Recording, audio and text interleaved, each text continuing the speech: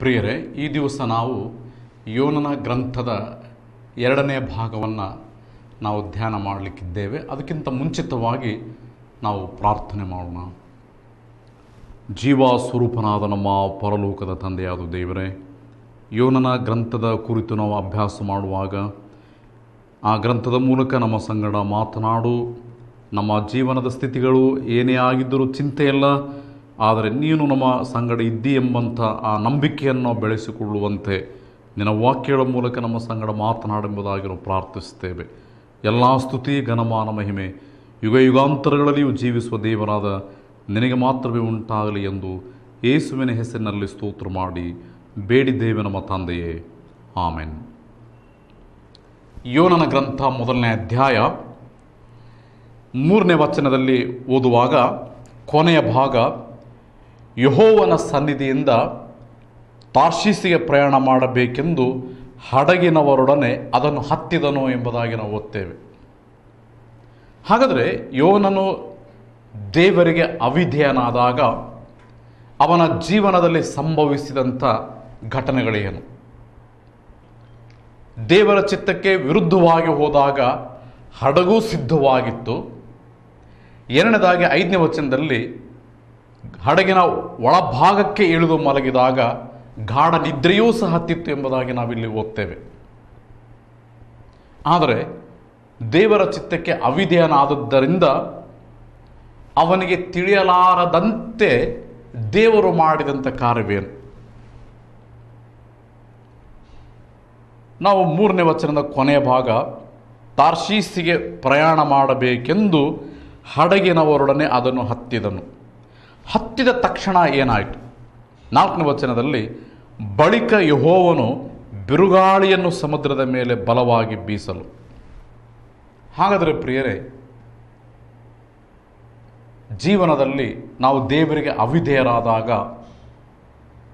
ದೇವರು ನಮಗೆ ಶಿಕ್ಷಣ ಕೊಡಬೇಕೆಂಬುದಾಗಿ ಬಯಸ್ತಾನೆ ಹೊರತು ಶಿಕ್ಷೆ ಕೊಟ್ಟು ನಮ್ಮನ್ನು ನಾಶ ಮಾಡುವಂಥದ್ದು ಆತನ ಉದ್ದೇಶವಲ್ಲ.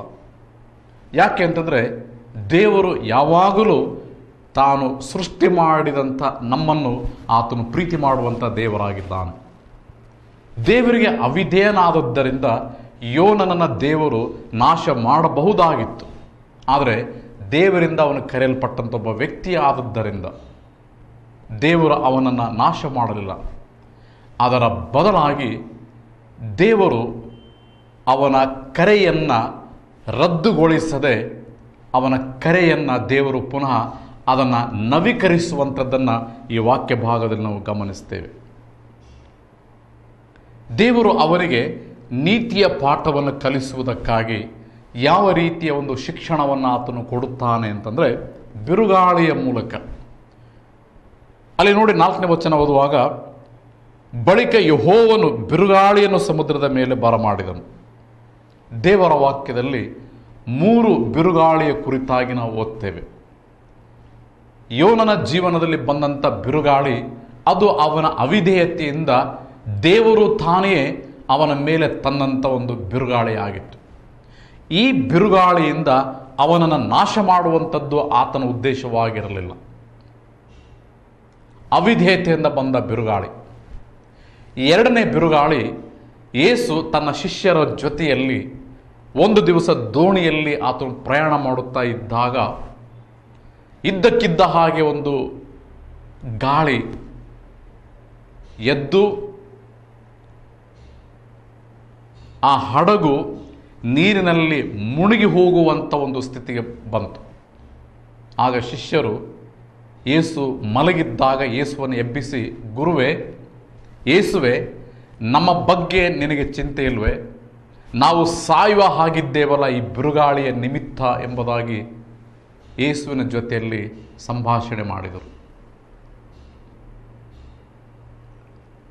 5 ರೊಟ್ಟಿ 2 ಮೀನನ್ನು 5,000 ಜನರಿಗೆ ಊಟವನ್ನು ಬಡಿಸಿದಂಥ ಯೇಸು ಸಮುದ್ರವನ್ನು ನಿಲ್ಲಿಸುವುದಕ್ಕೆ ಈತನು ಶಕ್ತನಾಗಿದ್ದಾನೆ ಎಂಬುದನ್ನು ನಂಬುವುದರ ಬದಲಾಗಿ, ಈತನಿಂದ ಅಸಾಧ್ಯವಾದದ್ದು ಯಾವುದೂ ಇಲ್ಲ ಎಂಬುದಾಗಿ ನಂಬುವುದರ ಬದಲಾಗಿ, ನಮ್ಮ ಬಗ್ಗೆ ನಿನಗೆ ಚಿಂತೆ ಇಲ್ವೇ?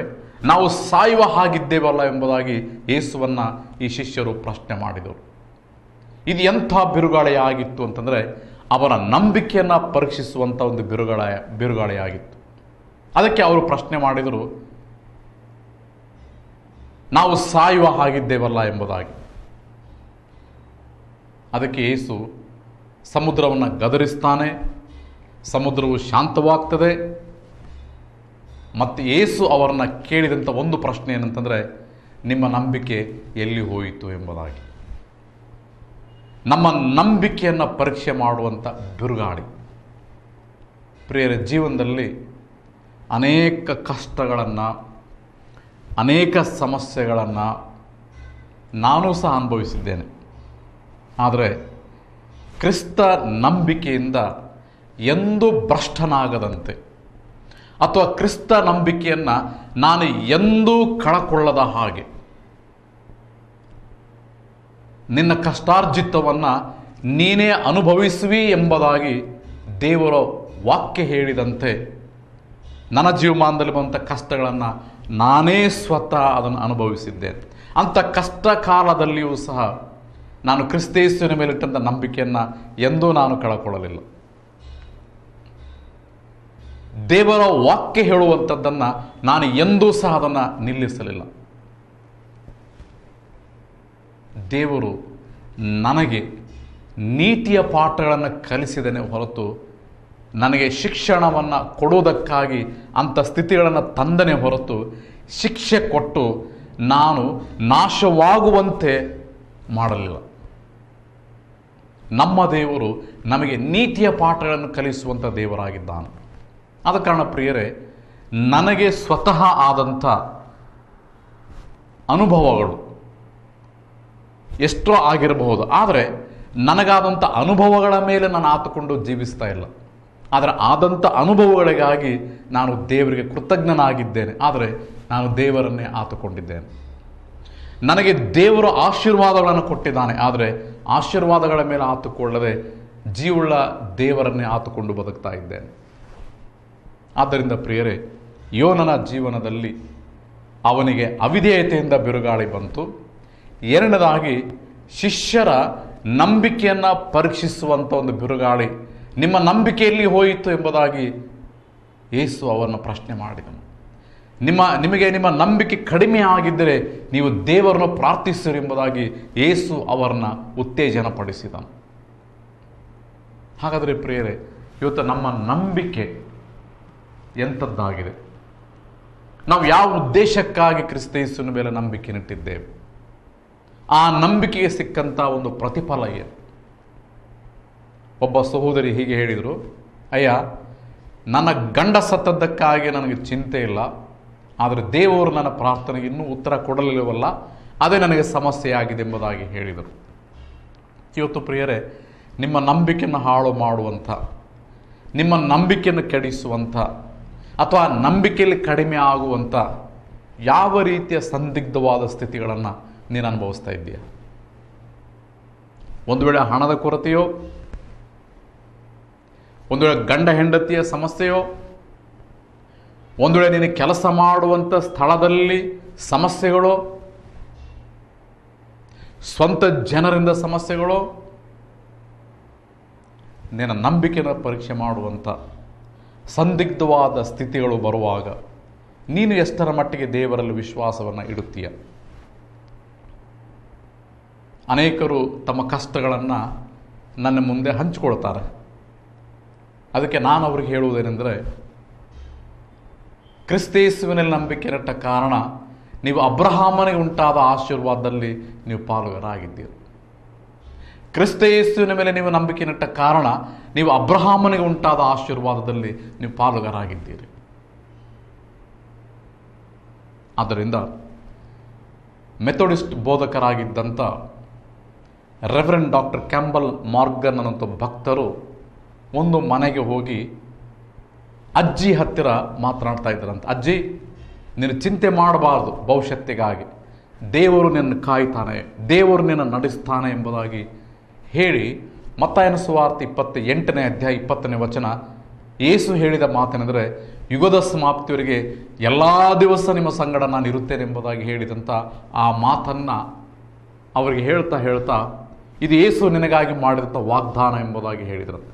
ಅದಕ್ಕೆ ಅಜ್ಜಿ ಹೇಳಿದ್ರಂತೆ, ರೆವರೆಂಡ್ ಡಾಕ್ಟರ್ ಕ್ಯಾಂಬಲ್ ಮಾರ್ಗನ್ ಆ ಭಕ್ತರ ತಲೆ ಕೂದಲು ಹಿಡ್ಕೊಂಡು ಹೀಗೆ ಅಲ್ಲಾಡಿಸಿ ಆ ಅಜ್ಜಿ ಅವರಿಗೆ ಹೀಗೆ ಹೇಳಿದಂತೆ, ಯೇಸು ನನ್ನ ಸಂಗಡ ಇರುವಂಥದ್ದು it is not A promise, it is A fact ಎಂಬುದಾಗಿ ಹೇಳಿದಳಂತೆ.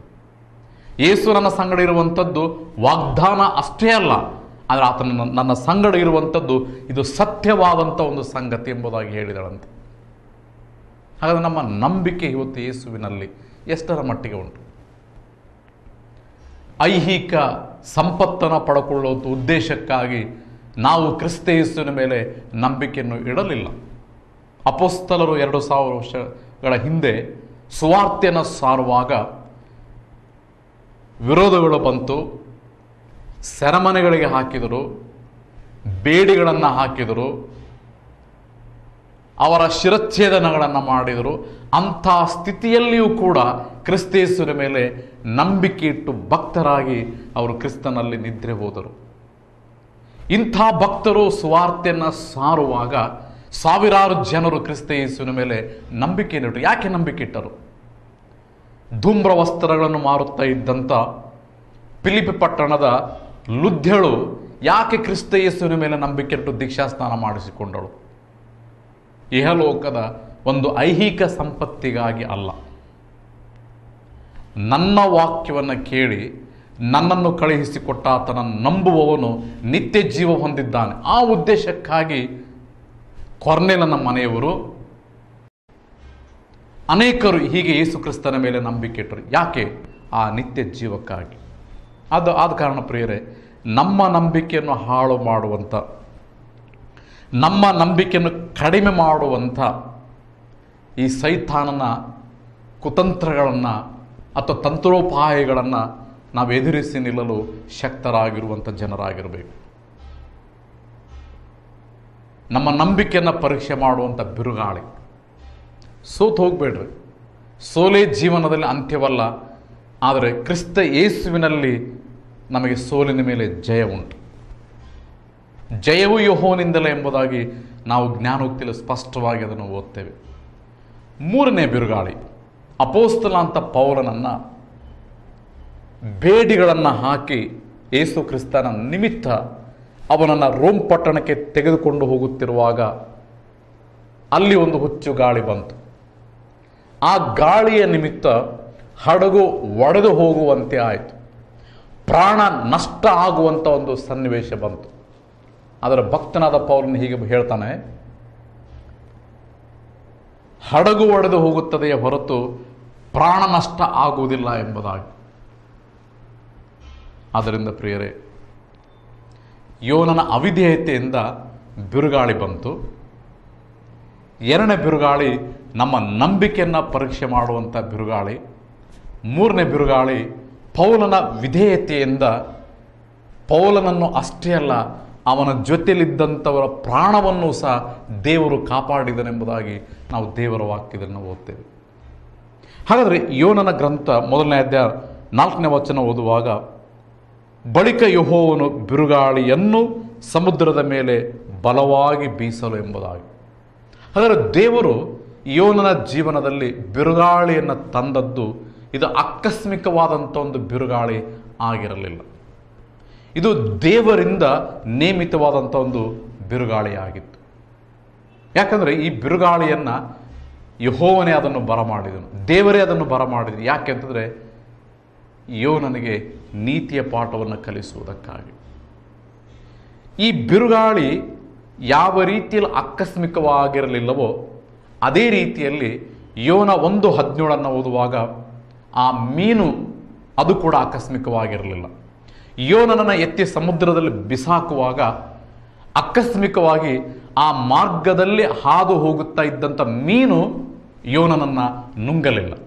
ಯೋನ 1:17 ಓದುವಾಗ ಯೆಹೋವನಿಂದ ನೇಮಿತವಾದ ಮೀನು ಎಂಬುದಾಗಿ ನಾವು ಓದ್ತೇವೆ.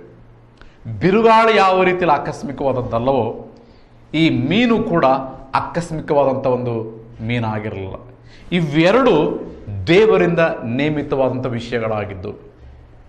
ಯಾಕೆಂತಂದರೆ ದೇವರ ಮನುಷ್ಯನಾಗಿದ್ದಂಥ ಈ ಯೋನನಿಗೆ ನೀತಿಯ ಪಾಠವನ್ನು ಕಲಿಸುವುದಕ್ಕಾಗಿ. ಹಾಗಾದರೆ ಯೋನನ ಜೀವನದಲ್ಲಿ ದೇವರು ಬಿರುಗಾಳಿಯನ್ನು ತಂದಾಗ ಅವನಿಗೆ ನೀತಿಯ ಪಾಠವನ್ನು ಕಲಿಸಿದನು. ಈ ಬಿರುಗಾಳಿಯನ್ನು ತಂದದ್ದರಿಂದ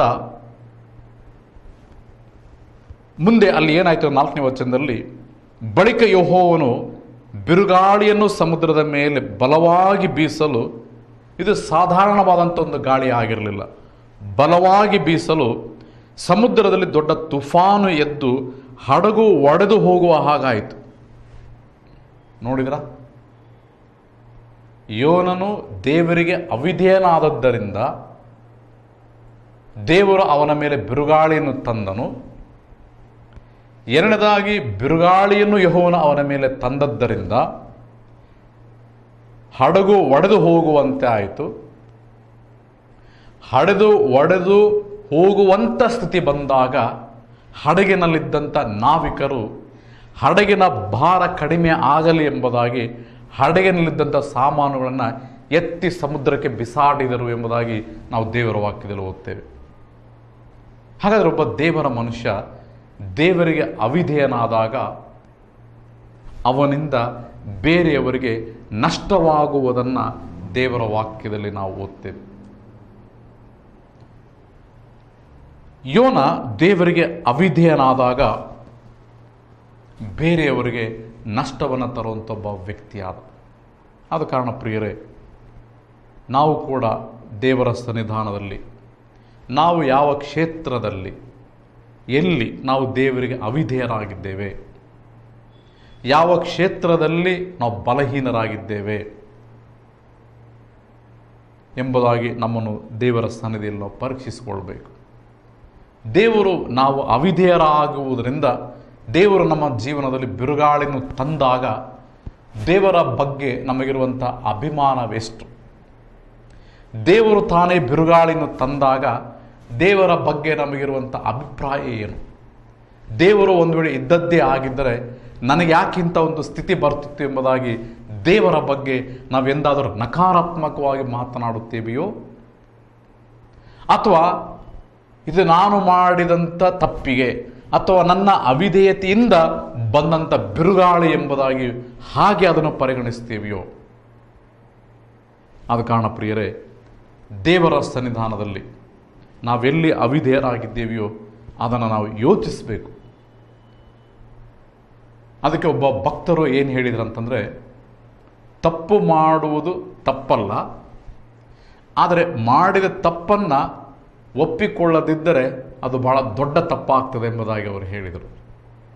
ಆದ ಕಾರಣ ಪ್ರಿಯರೇ, ಎಲ್ಲ ಮನುಷ್ಯರು ತಪ್ಪು ಮಾಡ್ತಾರೆ, ಎಲ್ಲ ಮನುಷ್ಯರು ಬಲಹೀನರಾಗ್ತಾರೆ. ಆದರೆ ನಾವು ಮಾಡಿರುವ ತಪ್ಪಿಗಾಗಿ, ನಮ್ಮ ಬಲಹೀನತೆಗಾಗಿ ಯೇಸುವಿನಲ್ಲಿ ಅದನ್ನು ಅರಿಕೆ ಮಾಡಿ ಮಾನಸಾಂತರ ಪಟ್ಟು ದೇವರ ಕಡೆ ತಿರುಕೊಂಡಾಗ ಆತ ನಂಬಿಗಸ್ತನೂ ನೀತಿವಂತನೂ ಆಗಿರುವುದರಿಂದ ನಮ್ಮ ಎಲ್ಲ ಸಕಲ ಅನೀತಿಯನ್ನು ಪರಿಹರಿಸಿ ನಮ್ಮನ್ನು ಶುದ್ಧಿಗೊಳಿಸುವುದಕ್ಕೆ ನಮ್ಮ ದೇವರು ಶಕ್ತನಾಗಿರುವಂಥ ದೇವರಾಗಿದ್ದಾನೆ. ನಮ್ಮನ್ನು ಒಂದು ವೇಳೆ ಯಾರೂ ಅರ್ಥ ಮಾಡಿಕೊಳ್ಳಲಿಕ್ಕೆ ಸಾಧ್ಯವಿರಲಿಕ್ಕಿಲ್ಲ, ಆದರೆ ನಾವು ಮಾನಸಾಂತರ ಪಡುವಾಗ ನಮ್ಮ ದೇವರು ನಮ್ಮನ್ನು ಅರ್ಥ ಮಾಡಿಕೊಂಡು ನಮ್ಮನ್ನು ಕ್ಷಮಿಸುವಂಥ ದೇವರಾಗಿದ್ದಾನೆ. ಆದ ಕಾರಣ ಪ್ರಿಯರೇ, ದೇವರ ಸನ್ನಿಧಾನದಲ್ಲಿ ದೇವರು ನಮಗೆ ನೀತಿಯ ಪಾಠವನ್ನು ಕಲಿಸುವುದಕ್ಕೆ ನಮ್ಮ ಜೀವನದಲ್ಲಿ ಒಂದೆರಡು ಬಿರುಗಾಳಿನೂ ಒಂದೆರಡು ತರುವುದಾಗಿದ್ದರೆ ನಾವು ದೇವರ ಬಗ್ಗೆ ನಕಾರಾತ್ಮಕವಾಗಿ ಮಾತನಾಡದೆ, ದೇವರ ಬಗ್ಗೆ ತಪ್ಪಾದಂಥ ಅಭಿಪ್ರಾಯಗಳನ್ನು ಕಲ್ಪಿಸಿಕೊಂಡು ಆತನಿಗೆ ವಿರುದ್ಧವಾಗಿ ಮಾತನಾಡದೆ, ನಾವೆಲ್ಲಿ ಬಲಹೀನರಾಗಿದ್ದೇವೆಯೋ ಅದನ್ನು ತಿದ್ದಿಕೊಂಡು ಸರಿ ಮಾಡಿಕೊಂಡು ದೇವರು ನಮಗೆ ಕೊಟ್ಟಂಥ ಆಯುಷ್ಕಾಲದಲ್ಲಿ ನಾವು ಬದುಕಿದರೂ ಸತ್ತರೂ ಕ್ರಿಸ್ತನವರಾಗಿ ನಾವು ಬದುಕ್ತೇವೆ ಎಂಬುದಾಗಿ ನಾವು ತೀರ್ಮಾನಿಸುವುದಾದರೆ ಅದು ಶ್ಲಾಘನೀಯವಾದಂಥ ಒಂದು ವಿಷಯವಾಗಿರ್ತದೆ. ಹಾಗೆ ಆಗುವುದಕ್ಕೆ ದೇವರು ನಮಗೆ ಸಹಾಯಿಸಲು ಪ್ರಿಯರೇ, ಪ್ರಾರ್ಥನೆ ಮಾಡೋಣ. ಜೀವಸ್ವರೂಪನಾದಂಥ ನಮ್ಮ ತಂದೆಯಾದ ದೇವರೇ, ಯೋನನ ಜೀವನಕ್ಕಾಗಿ ನಾವು ನಿನಗೆ ಸ್ತೋತ್ರ ಮಾಡುತ್ತೇವೆ. ಅವನಿಗೆ ನೀತಿಯ ಪಾಠವನ್ನು ಕಲಿಸುವುದಕ್ಕಾಗಿ ನೀನು ಬಿರುಗಾಳಿಯನ್ನು ತಂದಂತೆ ನಮಗೆ ಒಂದು ವೇಳೆ ಯಾವ ವಿಷಯದಲ್ಲಿ ನಾವು ಬಲಹೀನರಾಗಿದ್ದೇವೆಯೋ ಆ ವಿಷಯದಲ್ಲಿ ನಮಗೆ ನೀನು ನೀತಿಯ ಪಾಠವನ್ನು ಕಲಿಸುವುದಕ್ಕೆ ನೀನು ಮನಸ್ಸು ಮಾಡುವುದಾದರೆ ನಮಗೆ ನೀತಿಯ ಪಾಠವನ್ನು ಕಲಿಸಿಕೊಡು. ನಿನ್ನ ಮಾರ್ಗದಲ್ಲಿ ಜೀವಿಸುವುದಕ್ಕೆ, ನಡೆಯುವುದಕ್ಕೆ ನಮಗೆ ನೀನು ಕೃಪೆ ಕೊಡು ಎಂಬುದಾಗಿ ನಾವು ಪ್ರಾರ್ಥಿಸ್ತೇವೆ. ಎಲ್ಲ ಸ್ತುತಿ ಘನಮಾನ ಮಹಿಮೆ ನೀನು ಉಂಟಾಗಲಿ ಎಂದು ಯೇಸುವಿನ ಹೆಸರಿನಲ್ಲಿ ಸ್ತೋತ್ರ ಮಾಡಿ ಬೇಡಿದ್ದೇವೆ ನಮ್ಮ ತಂದೆಯೇ. ಆಮೆನ್.